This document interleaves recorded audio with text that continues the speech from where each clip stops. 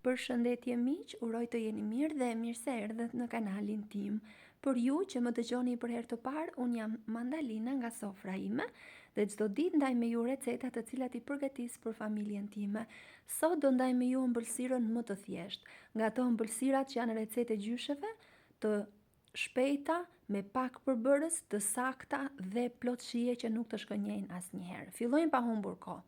Në një enë do shtojmë 2 vezë, 100 ml vaj ulliri ose vaj lule dielli, ai që përdorni ju në kuzhinë, 50 gram gjalp të cilën e tresim përpara dhe masën do ta përziejmë shumë mirë. Dua t'ju kujtoj se nëse jeni i ri në kanalin tim, ju ftoj të hidhni një sy recetave të mia dhe nëse ato ju pëlqejnë, mos harroni të bëni subscribe dhe të shtypni butonin e ziles, kështu do njoftoheni për çdo recetë të re të postuar.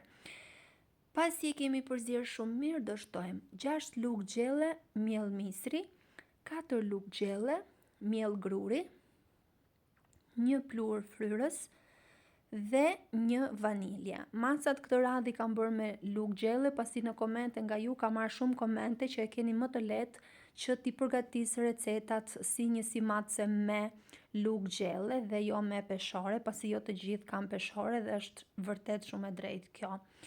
Pasi i kemi vendosur përbërësit, do ta punojmë me duar pak e nga pak, derisa të na formohet një brumë i butë. Në fillim do ju duket i thërmuar, por mos u shqetësoni, vazhdoni ta punoni edhe për pak, derisa të lidhet pak. Nga që është me miell misri, nuk do lidhet plotësisht, por mos u shqetësoni.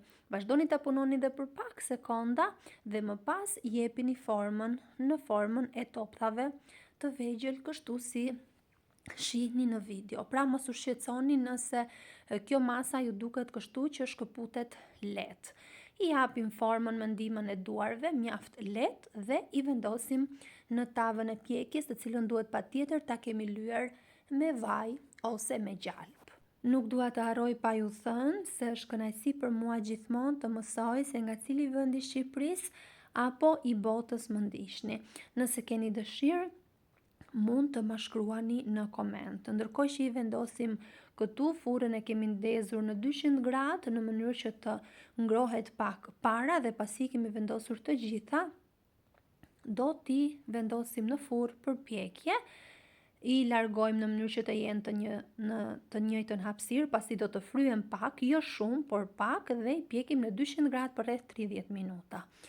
Ndërkohë vazhdojmë me përgatitjen e shërbetit që na duhen 500 ml ujë, 400 gram sheqer, 1 fet limoni dhe 1 vanilje. Shërbetin do ta zjejmë për rreth 10-15 minuta që nga momenti që fillon zjerjen, pra vlimin. Ëmbëlsirat janë gati dhe shërbeti gjithashtu dhe do të shërbetosim. Keni parasysh që shërbeti duhet i nxehtë dhe ëmbëlsirat të sapo dala nga furra. Vetëm kështu do shërbetosen në mënyrën e duhur. E vendosim të gjithë masën e shërbetit duke parë edhe me sy dhe më pas do t'i kthejmë pak her pas here në mënyrë që të shërbetosen mirë dhe do t'i lëmë derisa të përthithin plotësisht shërbetin. Gjatë kthimit duhet i ktheni menjëherë, pasi ato do të zbuten dhe do të prishen. Pra sa vendosni shërbetin, ktheheni pak në të dy anët dhe më pas lërini që të përthith shërbetin. Në sipërfaqe mund të vendosni pak arra të thërmuara ose fistëk, si në rastin tim. Dhe ëmbëlsira është gati. Siç e pat, është një nga ëmbëlsirat më të thjeshta dhe ju siguroj që do bëhet e preferuara juaj. Përgatiten lehtë dhe ka një shije dhe aromë fantastike. Të shkrijnë në gojë dhe kjo nuk është as pak egzagerim. Pasi ta provoni, vërtet do të më besoni. Si ju duket si recetë, nëse ju pëlqeu, mos harroni like dhe të lini përshtypjen tuaj në koment. Faleminderit që më ndiqni.